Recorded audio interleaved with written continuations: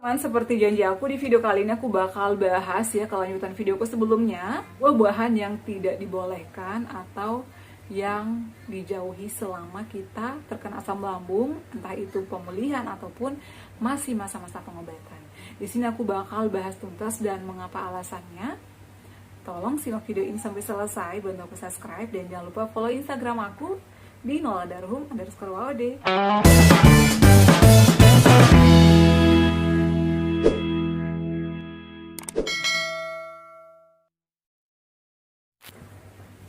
Assalamualaikum, halo, selamat datang kembali di channel aku, Adeva dan Bunda. Apa kabar? Semoga semuanya sehat selalu ya. Nah, di video kali ini aku akan melanjutkan video yang sebelumnya ya.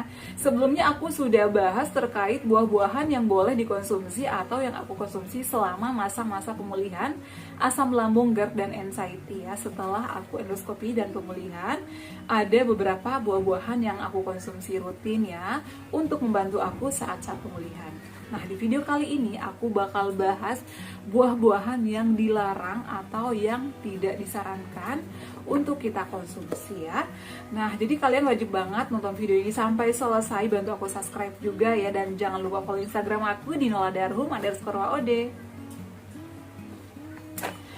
Oke, jadi beberapa buah-buahan yang dilarang atau yang tidak aku konsumsi sama sekali pada saat aku pemulihan ataupun pada saat pengobatan asam lambung.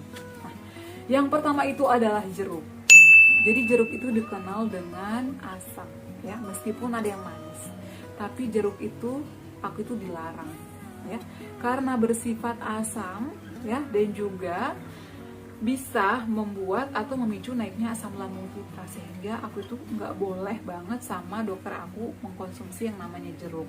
Entah itu jeruk Cina, jeruk Bali, jeruk manis, jeruk purut, jeruk apapun itu nggak boleh aku konsumsi. Biasanya nih kalau misalnya makan soto, meskipun soto bening ditambahkan jeruk, aku itu nggak sama sekali, karena aku trauma sama yang namanya asam lambung ya. Jadi aku tuh menjauhi namanya jeruk ya. Meskipun sampai dengan detik ini aku sudah dinyatakan sembuh dan udah gak ada sensasi-sensasi lagi, jadi aku tuh masih menjauhi namanya jeruk atau buah-buahan yang asam ya. Aku tuh masih takut guys. Jadi yang pertama adalah buah jeruk. Kemudian yang kedua adalah buah salak. Kenapa salak aku nggak makan? Karena salak itu apa sih, keras dan juga ada yang asam dan susah dicerna menurut aku ya. Jadi aku tuh nggak suka, emang dari dulu sih nggak suka salak ya. Itu susah dicerna. Jadi kalau misalnya salak itu menurut aku butuh ekstra kerja keras lambung kita untuk mencerna salak yang masuk ke perut kita. Jadi menurut aku dijauhi aja ya, meskipun kalian suka banget sama yang namanya salak. Jadi jangan ya. Aku tuh nggak berani makan yang namanya salak ya. Yang sehat aja, nggak boleh banyak-banyak makan salak karena suka serat. Teman-teman kantorku juga itu kalau misalnya dari pulang kampung bawa salak ya, jangan banyak-banyak makan, nanti serat ya. BAB-nya itu kurang lancar kalau kita makan salak. Jadi jauhilah buah salak kalau misalnya kalian menderita MAH, asam lambung atau GERD, karena itu susah banget dicerna guys. Nah, kemudian yang ketiga adalah buah tomat. Aku tuh suka banget sama yang namanya tomat ya. Kadang aku suka gadoin sendiri loh tomat ya, apalagi yang bulat-bulat kecil itu aku kadang langsung makan. Suka banget. Selain aku makan langsung, aku juga senang banget di jus ya, meskipun ditambahin susu ternyata itu nggak bagus buat lambung kita. Makanya dari situlah aku menjauhi namanya tomat. Meskipun ada vitaminnya, tapi aku tetap nggak mau makan tomat dan tidak dianjurkan oleh kita penderita asam lambung. Aku tuh suka banget tomat, apalagi dibuat sambal colo-colo. Yang orang Sulawesi pasti tahu sambal colo-colo itu apa sih bun? Kalian bisa searching ya. Aku tuh suka banget sambal colo-colo sama ikan bakar.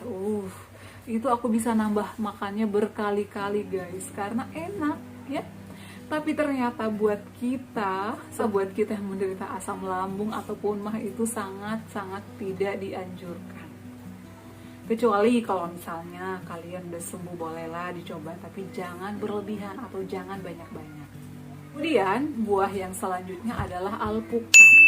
alpukat ini aku gila banget, suka banget sama namanya alpukat ya. Jadi sebelum terkena MAH itu aku tuh senang banget sama alpukat ya, di apa sih namanya, diserut, kemudian aku taruh di gelas, aku tambahkan susu coklat. Oh my god, itu menurut aku buah yang paling enak yang pernah aku nyobain selama ini. Itu suka banget sama namanya alpukat guys ya. Dan itu juga sehat, bagus, apalagi Adeva waktu masih kecil itu doyan banget sama namanya alpukat. Aku tuh suka emang alpukat, bagus ya. Tapi ternyata alpukat itu nggak boleh guys buat kita yang menderita asam lambung, GERD dan juga anxiety. Karena dia itu lemaknya tinggi ya. Jadi itu bisa memicu ya, bisa merangsang atau memicu naiknya asam lambung kita ya. Jadi jangan coba-coba makan yang namanya alpukat.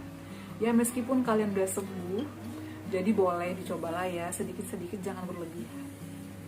Tapi jujur, meskipun saat ini kondisi aku semakin membaik, aku itu nggak berani makan buah-buahan yang dilarang ya. Jeruk, tomat, alpukat, kemudian salak. Jadi aku tuh nggak berani guys, nggak boleh sama sekali. Kemudian yang selanjutnya belimbing ya, belimbing aku juga nggak berani makan ya, karena menurut aku sih ada asam-asamnya juga. Dokter aku sih nggak melarang ya, tapi kalau belimbing itu menurut aku ada asam-asamnya. Ada belimbing yang manis kan, kalau belimbing bulus sih emang apa sih namanya, emang kecut, jadi jangan dimakan. Kalau belimbing yang manis juga biasanya kan ada yang dijual buah belimbing ya, jus belimbing itu juga jangan ya, meskipun sudah dicampur susu sih aku masih belum berani guys ya. Jadi itu adalah buah-buahan yang nggak boleh aku konsumsi. Sebenarnya sih masih banyak ya buah-buahan yang nggak boleh aku konsumsi. Jadi senyamannya kita ya. Buah-buahan yang nggak boleh dikonsumsi ini bukannya emang haram hukumnya, tapi kalau misalnya lagi ada sensasi atau masih sering kambuh, masih ada sensasi-sensasi, suka kumat, perih dan lain-lain, begah-begah, kalau bisa di stop atau dihentikan dulu. Kalau misalnya kalian penasaran pengen nyoba, boleh lah, tapi sedikit-sedikit ya. Yang namanya makan itu jangan berlebihan ya. Boleh dicoba kok sedikit-sedikit ya, tapi jangan berlebihan, secukupnya saja ya. Itu dia share aku kali ini. Dan buat kalian yang selanjutnya pengen request apa lagi, silahkan komentar di bawah ini. Mudah-mudahan video-video yang aku share bisa bermanfaat buat kalian dan bisa membantu pemulihan ataupun penyembuhan kalian semuanya.